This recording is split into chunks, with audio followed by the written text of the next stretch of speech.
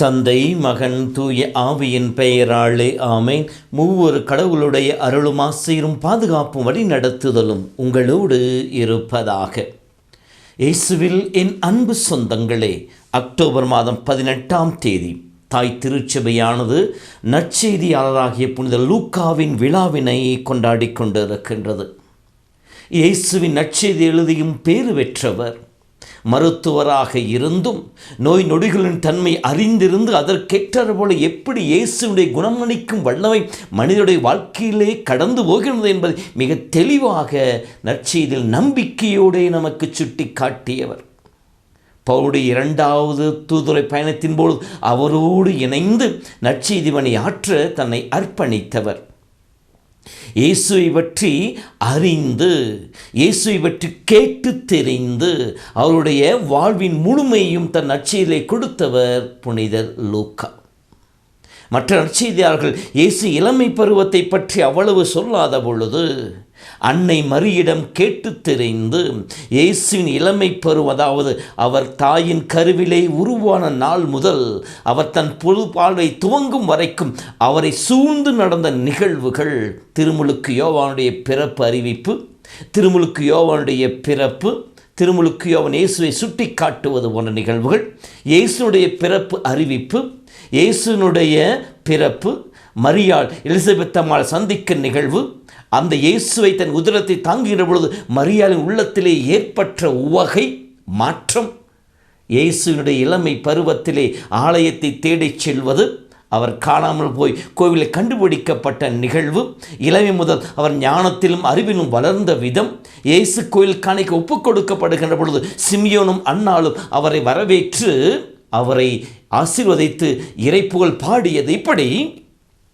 இயேசுவினுடைய அந்த இளமை பருவத்தின் எல்லா நிகழ்வுகளையும் மிக தெளிவாக தன் நற்செய்தியை எழுதியிருக்கின்றார்.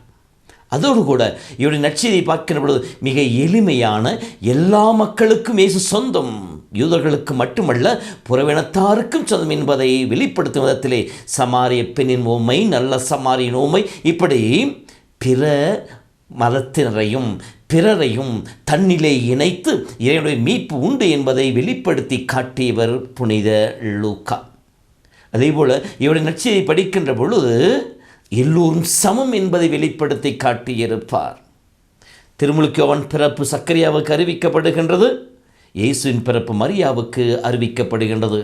ஆலயத்திலே சிமியோன் இயேசுவுக்காக காத்திருக்கின்றார், அன்னாள் கைம்பெண்ணும் இயேசுவுக்காக காத்திருக்கின்றார், நல்ல சமாரியன் சமாரிய பெண், இப்படி எல்லா நிலைகளிலும் சமத்துவத்தை மேலோங்கியதாக நற்செய்தி அமைந்திருக்கின்றது.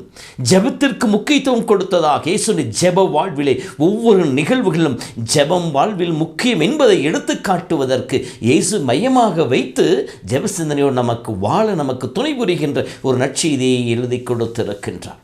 தூய ஆவியால் எழுதப்பட்ட நற்செய்தி இறைவனுடைய அதி உன்னத மகிமைக்காக என்பதை வெளிப்படுத்தி காட்டியிருக்கின்றார். இந்த லூக்கா தான் நற்செய்தி மட்டுமல்ல, திருத்துவர்மன் நூலையும் எழுதி எப்படி ஆதி திருச்சபை இயேசுவின் அன்பிலே வளர்ந்தது, துன்பத்தின் மத்தியிலும் எவ்வாறு வளர்ந்தோங்கியது என்பதை எழுதி காட்டியிருக்கின்றார். பவுல் இறுதி நாட்களிலே அவரை பற்றி அறிந்து அவரிடம் கேட்டு தெரியும் அவருடைய வாழ்வின் நிலைகளை மிக தெளிவாக எடுத்து காட்டியிருக்கின்றார். இந்த நற்செய்தியாளருடைய விழாவை சிறப்பிக்கின்ற இந்த நாளிலே நாமும் ஆண்டவரை பற்றி கொள்வோம், ஆண்டவரை பற்றி அறிந்திருப்போம், ஆண்டவரோடு இணைந்து அகமகிழ்ந்து இறைப்புகழ் பாடுவோம். ஆண்டவர் உங்களோடு இருப்பாராக.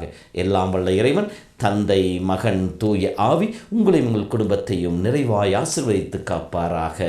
ஆமென்.